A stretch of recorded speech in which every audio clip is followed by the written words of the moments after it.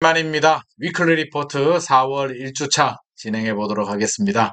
자, 주간 아파트 매매 가격 동향부터 살펴볼 텐데요. 한국부동산원 4월 3일 기준입니다. 그런데 이게 무슨 일인가요? 하락세는 지속이 되고 있지만 하락폭은 계속 축소하고 있었는데, 이번 주는 의외의 결과가 나왔습니다. 하락폭이 다시 확대되고 있다. 상승 지역은 5개에서 3개로 줄어들었고요. 하락 지역은 168개에서 169개로 조금 한 개 늘어났는데, 자, 매매 가격 변동률을 보면은요, 전국은 지난주죠, 3월 27일 기준으로 0.19%에서 0.22%로 소폭 0.03%포인트 정도 추가 하락을 했고요. 수도권 같은 경우는 0.19에서 0.25%, 0.06% 마이너스 추가 더 하락을 했습니다. 지방도 0.18에서 0.2 하락을 했고요. 서울은 그냥 0.13, 0.13 동결인데 계속 이게 줄어 나갔거든요. 줄어 나갔는데 이번 주는 서울만 동결이고 나머지 지역들은 하락폭이 확대되고 있다라는 내용입니다. 이게 다음 주, 다다음 주 한 2, 3주 연속으로 한번 흐름을 체크할 필요는 있을 것 같고요. 제가 현장에서 느끼는 부분도 비슷합니다. 3월 중순 넘어가면서 3월 하순, 4월 넘어가면서 최근에 거래량이 줄어들고요. 현장 부동산 사장님들도 힘들다. 차라리 2월이 나았다라는 이야기를 하고 있거든요. 이게 매수세들이 따라붙다가 호가가 오르면서 최근에 피로감을 느끼면서 추가 추격 매수를 하지 않는 상황이기 때문에 제가 느끼는 부분이 이제 통계에 나타난 것 같습니다. 자, 전세 한번 보죠. 자, 전세는요, 하락폭 축소 여전히 지난주와 비슷한 흐름을 보이고 있습니다. 자, 전세는요, 전국이 마이너스 0.29, 그렇죠? 마이너스 0.29에서 이번 주 0.25, 수도권은 0.34에서 0.29, 지방은 0.24에서 0.22, 서울은 0.32에서 0.24%.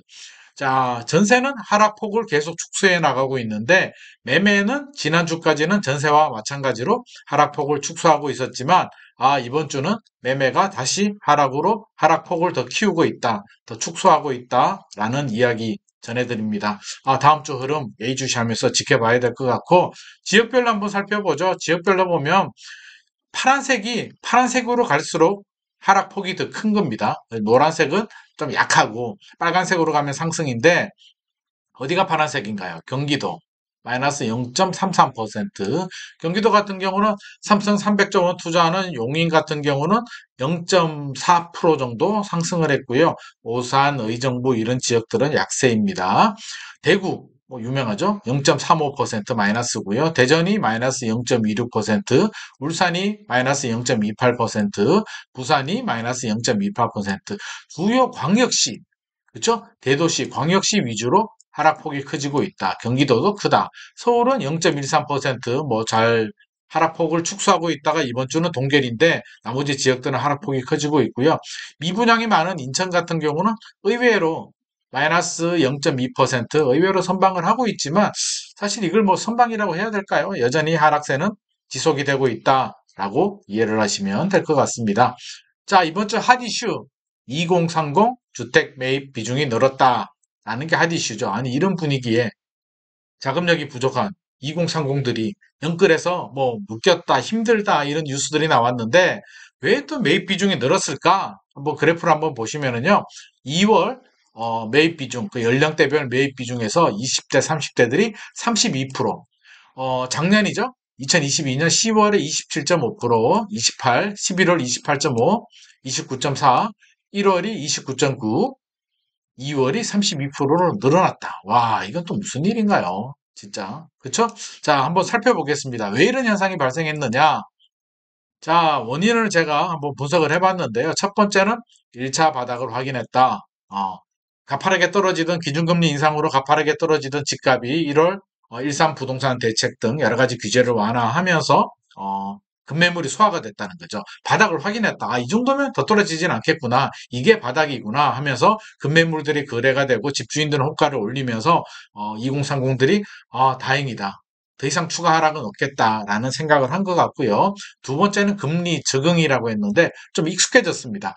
가파르게 올라가다가 최근은 뭐 금리 인하 이야기도 인하로 돌아서지는 않았지만 뭐 금융권에서 살짝씩 뭐 희망 고문 좀 하고 있고요. 상승 속도도 확실히 둔화됐죠. 베이비 스텝, 빅 스텝이나 자이언트 스텝으로 가지 않고 0.25, 미국도 베이비 스텝으로 가고 있고 한국은행은 동결을 한번 했기 때문에 올라도 뭐 0.25 정도 오르지 않을까라는 약간 희망 회로를 돌리고 있고요.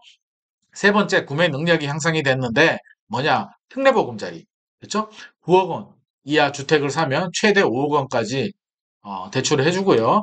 DSR 소득 보지 않습니다. DSR 적용되지 않고요. 생애 최초는 LTV 80%까지 되고 저금리 그렇죠? 금리도 낮게 4%대로 낮은 고정금리로 적용이 되기 때문에 이런 부분이 영향을 줬다라는 생각이 듭니다. 하지만 우리가 생각을 해야 될 건 통계의 착시.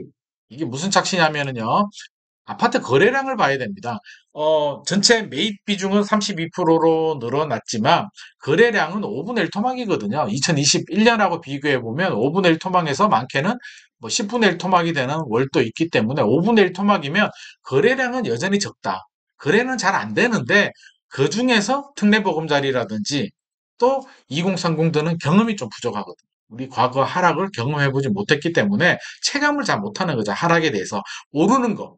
2017년부터 부동산 시장에 관심을 가지면서 오르는 것만 봐왔기 때문에 여전히 상승장이 이어지고 있다. 잠시 하락을 했다라는 판단을 하고 있는 것 같습니다. 저는 그렇게 보지 않는데요. 좀 길게 보셔야 되는데 또 그런 부분이 작용이 된 것 같아. 그래서 거래량을 보면 전체적으로 거래는 2021년과는 다르다. 거래량은 줄어들었는데 매입 비중이 늘어난 거기 때문에 저는 통계의 착시라고 보여집니다. 우리 학교 다닐 때 반평균이 80이라고 해서 내 점수가 80점이 아니잖아요. 내가 95점 100점이 될 수도 있고 50점, 60점이 될 수도 있기 때문에 80점이 우리 모두의 성적은 아니다. 맞죠? 그러니까 통계의 착시 현상이다. 거래량 감소로 그냥 비중만 늘어난 거지 사는 사람들은 여전히 부족하다.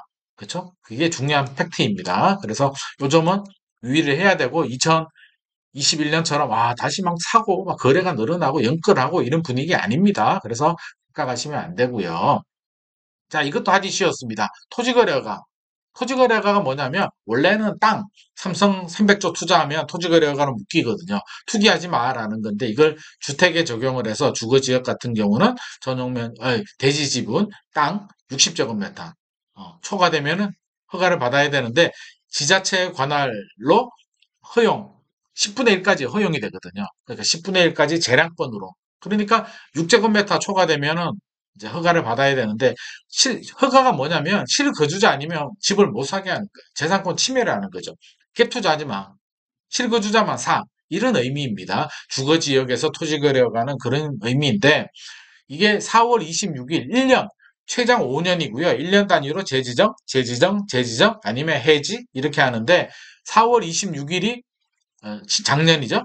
1년, 2년, 올해가 3년째인데 압구정동, 경남 압구정, 목동, 여의도, 성수 이런 지역들이 이제 4월 26일에 재지정이었어요. 제발 좀 풀어줘. 집값 막 급등할 때 그때 묶었잖아. 너희들 토지거래가 묶어서 갭투자 못하게 했는데 요즘 집값 그렇게 안 오르니까 당연히 풀어줘야 되는 거 아니야? 라고 현장에 목소리를 내고 있는데 서울시가 안 해줬습니다. 재지정이란 건 뭐냐면 폐해지 안 해준 거예요. 그러니까 토지거래 허가가 연장이 된 겁니다. 실거주자는 실거주자만 살 수 있고요. 갭 투자 못 한다는 거예요. 자, 1년 더 연장을 했다. 와, 이게 집주인들은 굉장히 열받고요. 그쵸? 뭐, 또 시장 안정을 원하는 집값이 오르지 않기를 원하는 분들 입장에서는 다행이라고 할 수가 있는데, 왜 이렇게 연장을 안 해줬을까? 저는 당연히 연장 안 해주리라고 생각을 했습니다. 많은 기자들이 전화 왔을 때도 한 2주 전, 한 달 전에도 전화 왔을 때 저는 안 해줍니다. 90%, 95%안 해줍니다. 제가 서울시장이라도 안 해줍니다. 왜요? 집값이 더 떨어졌으면 당연히 해지해 주는데 집값 안 떨어졌잖아요. 1월에까지 경착륙을 맞고 2월, 3월 거래량이 좀 늘어나면서 소폭 반등을 했다. 하락폭을 축소하고 있었기 때문에 이런 분위기라면 절대 안 해줍니다. 예? 자, 정책은요. 오르면은 규제를 강화하고요. 오르면 규제를 강화하고요. 내리면은 규제를 풀어주는데 많이 오르지도 않고 많이 내리지도 않고 고압 정도면은 절대 규제 풀지 않습니다. 만약에 이런 분위기에서 서울시장이 만약에 풀어줬다가 집값이 다시 급등하면 누가 욕먹는 서울시장이 다 욕먹잖아요. 그런 정치인 출신의 서울시장이 그런 책임지기 싫죠. 그러니까 더 떨어졌으면 풀어줬을 겁니다. 아니면 4월이 아니고 만약에 1월이 갱신 기간이었으면 재연장 기간이었으면 아마 연장 안 해주고 해지해 줬을 거예요. 하지만 4월, 2월, 3월 통계를 보니까 이 정도는 안 해줘도 되겠다. 그리고 내년에 총선 있잖아요. 굳이 지금 안 하고 내년 1년 지나서 풀어줘도 된다. 총선 또 좋은 재료가 될 수도 있기 때문에 그런 정치적인 부분도 살짝 들어가지 않았나 싶고요. 자, 그렇게 되면 이번에 안 풀어줬잖아요. 압구정, 여의도, 목동, 성수 안 풀어주면 나머지 삼성, 뭐 잠실, 삼성동 이런 데도 남아 있단 말이에요. 5월, 6월에 이제 다시 재지정 여부를 판단해야 되는데 제가 볼 때는 안 풀어줄 가능성, 토지거래가 연장 가능성 저는 90% 봅니다. 왜? 아니 여기서 안 풀어줬는데 다른 지역 풀어주면 여의도, 성수, 목동, 뭐 압구정 난리가 나죠. 그러니까 안 풀어줄 거다. 폭락하지 않는 한 다시 폭락한다면 풀어줄 수도 있지만 폭락하지 않는 한 풀어주지 않을 것으로 저는 예상을 합니다. 자, 제 예상이 맞는지 6월 달에 다시 지켜보도록 하고요. 자, 오늘의 내용이 도움이 되셨다면 좋아요와 구독 부탁드립니다.